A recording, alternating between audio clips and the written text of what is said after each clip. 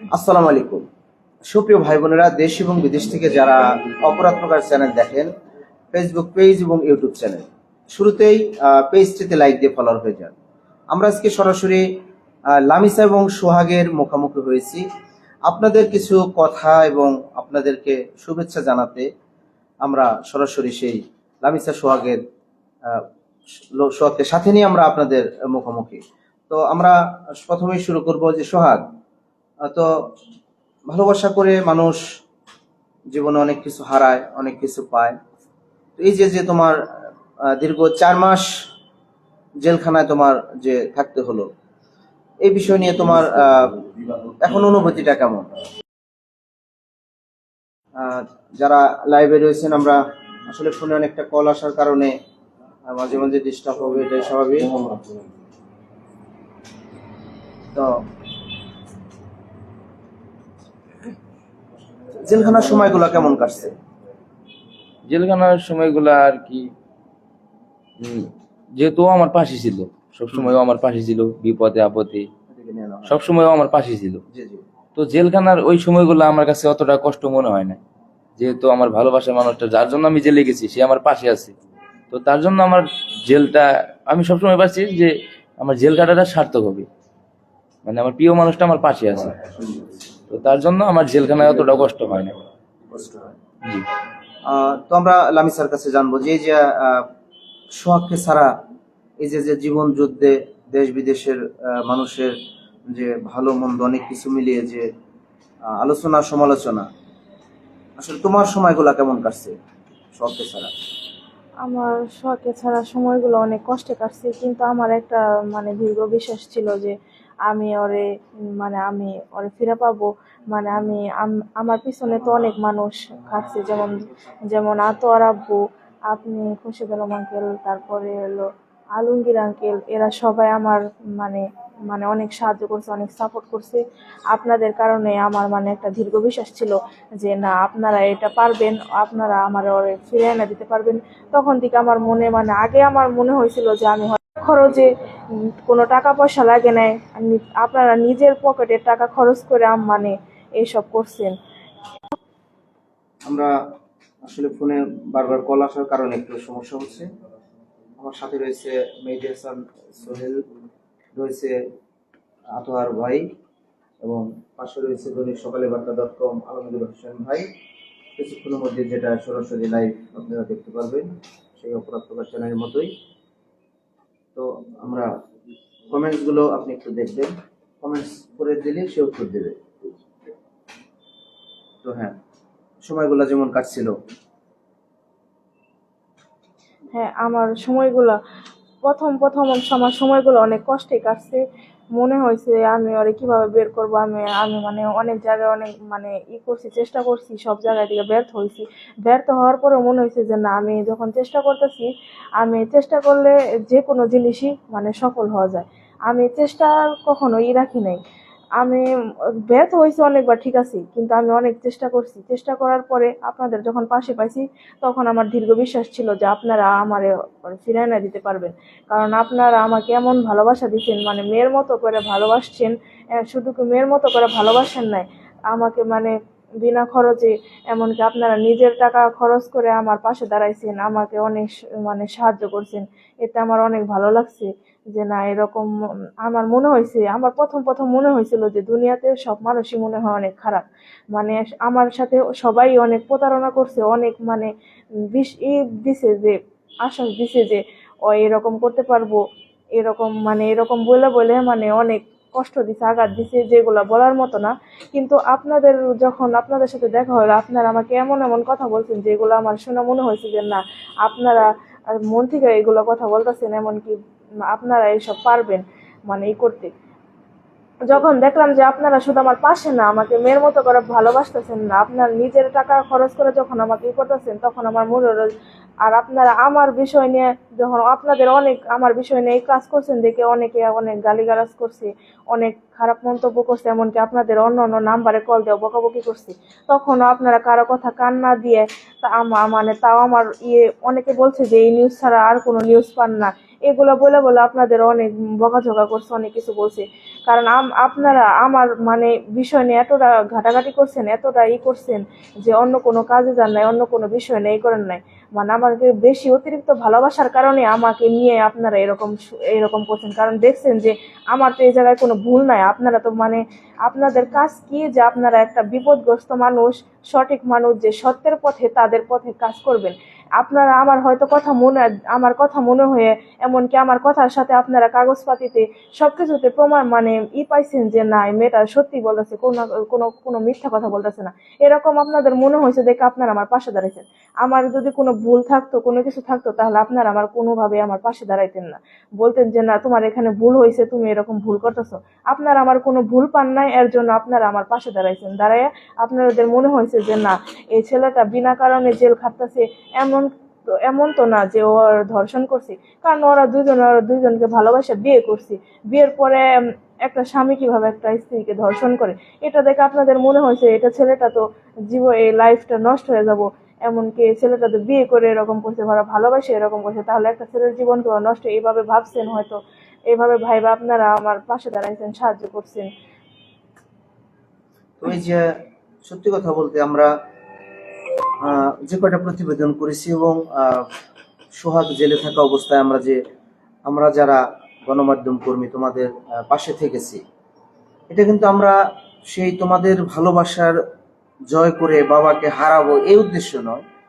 আমাদের উদ্দেশ্য ছিল কিন্তু তোমরা স্বামী স্ত্রী, সেই স্বামী স্ত্রীর মধ্যে যে ধর্ষণ মামলা, মিথ্যে মামলা দিয়ে সোহাগের জীবনটা নষ্ট করতেছে, সেই কারণে কিন্তু, কারণ তুমি হলা লোমান ভাইয়ের মেয়ে, তুমি সেই লোমান ভাইয়ের মেয়ের কারণে সেই সোহাগের জীবনটা নষ্ট হবে। সোহাগও তো একটি মা বাবার সন্তান, তাই না?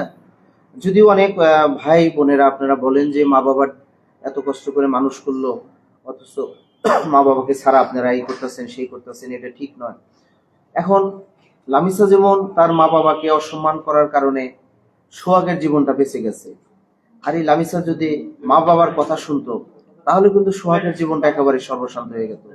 সেই সোহাগের বাবার কি অবস্থা হতো তখন, সেটা আপনারা একটু বিবেচনা করবেন। আচ্ছা, যারা দেশ এবং বিদেশ থেকে তোমাদের জন্য এত ফোন করেছে, সোহাগকে দেখতে চেয়েছে, সোহাগকে বিদেশ নেবে, মানে কয়েকটা দেশে নেওয়ার জন্য তারা পাসপোর্টের কপি চেয়েছে, আজকেও তো 2জন ফোন দিছিল, তাই না? তো প্রবাসী ভাই বোনদের উদ্দেশ্যে সোহাগ একটি কথা বলো, যারা তোমাকে সবসময় মিস করছে, তোমার পাশে দাঁড়াতে, যে কোনো মূল্যে তোমাকে জেলখানা থেকে বের করতে হবে, এটা প্রবাসীদের কথা। এবং যারা তোমাদের জন্য যাই হোক ছোটখাটো টুকটাক যাই ফল কেনার জন্য হোক, চিকিৎসার জন্য হোক, যা সহযোগিতা করেছে তোমাদের কাছে আমরা পৌঁছে দিয়েছি। আতর ভাই, আলমগীর ভাই, আমি যাই দিয়েছি, সেই প্রবাসী ভাইদেরকেও অনেক ধন্যবাদ। এবং তুমি প্রবাসী ভাইদের উদ্দেশ্যে শুধু একটি কথা বলো, যারা তোমাকে মানে চিনে না, জানে না, দেখে নাই, তারা তোমাকে এত মিস করছে, এত ভালোবাসছে, অনেকেই ধন্যবাদ দিচ্ছে, তাদের উদ্দেশ্যে যারা এখনো ধন্যবাদ দিচ্ছে তোমাদের এই যে তোমাদের এক করে দেওয়ার জন্য। হয়তো 5জন ভাই বোন যারা ফোন করে আমাদের বাজে ভাষায় বকেছে, কিন্তু 5 লাখ লোক তোমাদের জন্য সাপোর্ট করেছে। তো তাদের উদ্দেশ্যে কিছু বলো, যারা দেশ এবং প্রবাসী ভাই বোনেরা রয়েছে। এটা নিয়ে নাও, তুমি কাছে নিয়ে নাও একটু।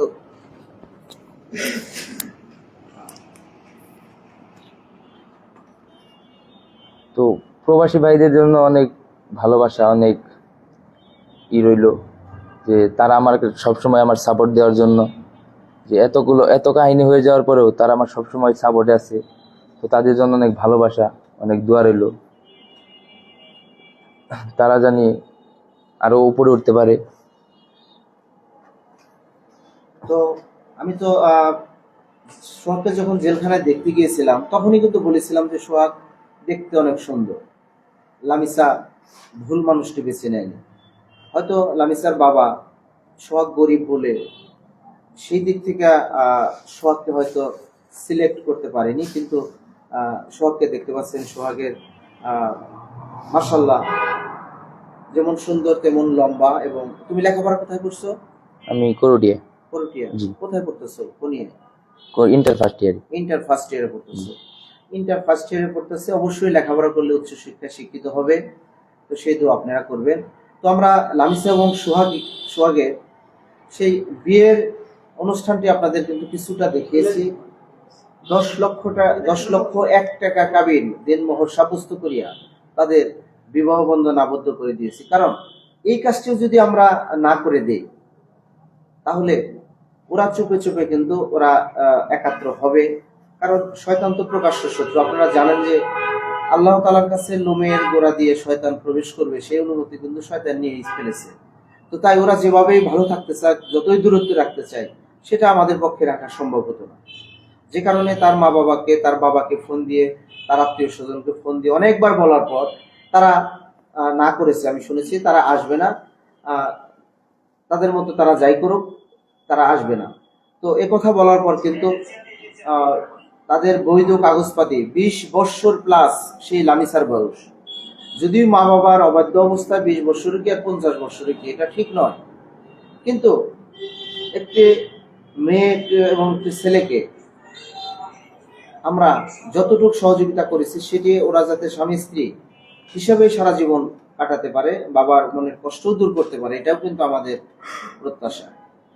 লামিসা, মা বাবার সম্পর্কে একটু এটা দাও তো, একটু দাও। তুমি তো জানো যে তোমার বাবা রাগে জিদে যাই করে থাক, সেই তো তোমাকে জন্ম দিয়েছে, তারও ছেলেতে দুনিয়াতে আসছো, তাই না? তো আমি চাবো যে, তো নেটওয়ার্কে একটু সমস্যা করতেছে, এই জন্য যারা লাইভে রয়েছেন বুঝতে পারতেছেন সাউন্ড কেমন যাচ্ছে। তো আমি চাবো যে দূর থেকে হলেও তোমার মা বাবা তোমাদেরকে আশীর্বাদ করবে, দোয়া করবে। কুড়িগ্রাম থেকে আপনাদের অসংখ্য ধন্যবাদ। একটু নাও, এটা দেনাও। তো সবকিছু মিলিয়ে কিন্তু আমার চাওয়া যে তোমরা যত সুখী হও, ভালোবাসার মানুষ যত প্রিয় হোক, কোনো মা বাবার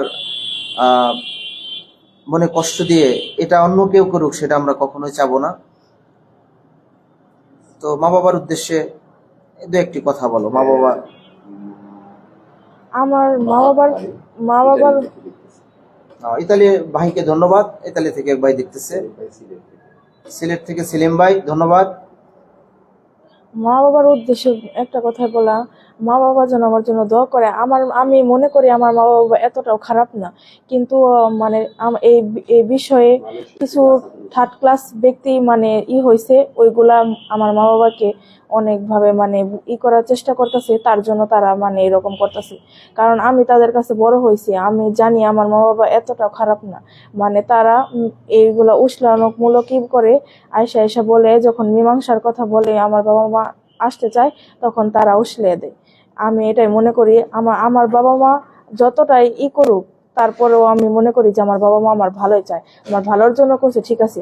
কিন্তু মা বাবা হয়তো বলবেন যে মা বাবার বিরুদ্ধে এরকম করতেছে, হ্যান করতেছে, ত্যান করতেছে।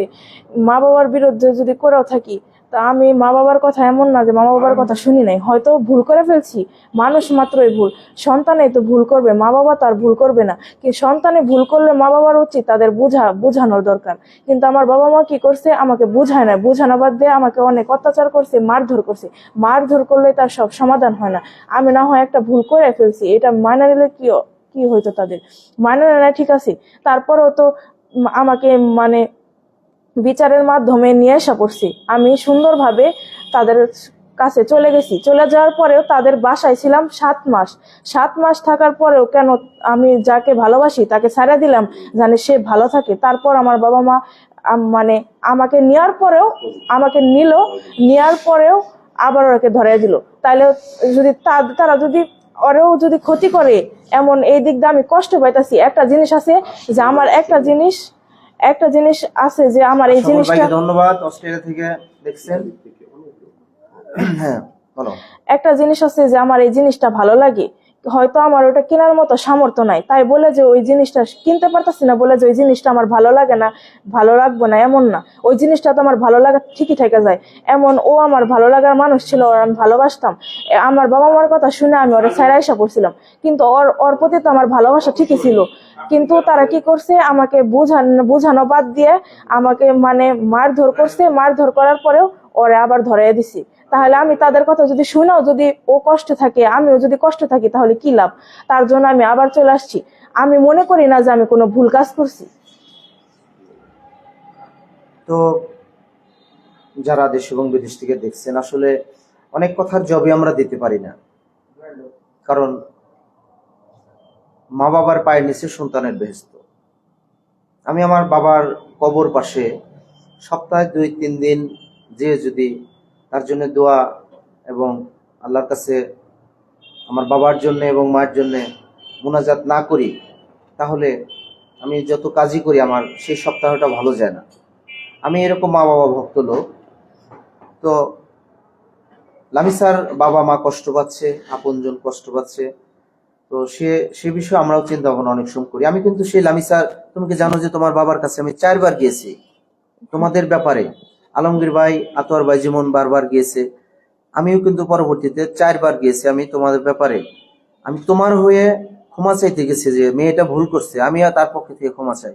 তাও এই যে মান সম্মান যাচ্ছে, আমি কিন্তু সোশ্যাল মিডিয়াতে আমি যখন দিয়েছি, যখন দেখি যে না সে সমাধানে আসবে না, তোমাকে উদ্ধার করে নিয়ে বরং সাংবাদিক ভাইদের নামে আবার পুনরায় তোমাকে দিয়ে মামলা করবে, এরকম প্ল্যান যখন দেখলাম, তখন কিন্তু আমি তোমাদের নিয়ে প্রতিবেদন এবং আমার 2 সাংবাদিক ভাইকে যাতে বিপদগ্রস্ত না।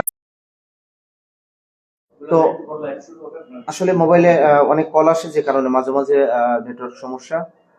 তো আমরা কোনো মা বাবাকে ছোট করে আমরা কোনো সন্তানকে জিতাবো না, কারণ আমরাও তো মা বাবা হয়েছি। আমিও 2টি সন্তানের বাবা। তো সেই লামিসার বিষয়টি সম্পূর্ণ আলাদা। তারা স্বামী স্ত্রী থাকা অবস্থায় কিন্তু আমরা প্রবেশ করেছি তাদের বিষয় নিয়ে। আমরা কোনো অবিবাহিত মেয়ের প্রেম ভালোবাসাকে জেতানোর জন্য কিন্তু আমরা তাদের পাশে দাঁড়াইনি। তো যাই হোক, আজকে লাইভে আসার উদ্দেশ্য, আমরা লামিসা এবং সোহাগকে নিয়ে আমরা যে পরিকল্পনা করেছি, আমরা একটি বিবাহ সংবর্ধনা সেই সোহাগদের গ্রামে বিশাল আয়োজনে আমরা একটি আনুষ্ঠানিকতার মধ্য দিয়ে সোহাগকে তারা বরণ করে নেবে। আর সেই অনুষ্ঠানটি আমি, আলমগীর ভাই, আতোয়ার ভাই, ফরিদ ভাই, আমরা কিন্তু সেই বিষয়টি নিয়ে আমরা বিশাল পরিকল্পনা নিয়ে অনুষ্ঠানটি করতে যাচ্ছি। আর যেহেতু দেশ বিদেশের অনেক ভাইরাই অনেক কথা বলেছেন, অনেক আশ্বাস, অনেক বিশ্বাস নিয়ে অনেক কথাই বলেছেন, আমরা সেই বিবাহের অনুষ্ঠানে আমরা সেই ব্যাপকভাবে যাতে কিছু অসহায় গরিব মানুষ থেকে শুরু করে বাংলাদেশের যেখান থেকে আসুক তাদেরকে নিয়ে যাতে আমরা একটু অনুষ্ঠান সফলতা অর্জন করতে পারি। সেখানে কিন্তু ব্যারিস্টার জিয়াউর রহমান প্লেটো ভাই থাকবে, যিনি টাঙ্গাইল সদর আসন 5-এর এমপি মনোনয়ন প্রত্যাশী, যিনি বিনা স্বার্থে নিজের খরচে সেই সোহাগকে জামিন করেছে। আমরা সেই প্লেটো ভাইকে ধন্যবাদ জানাই।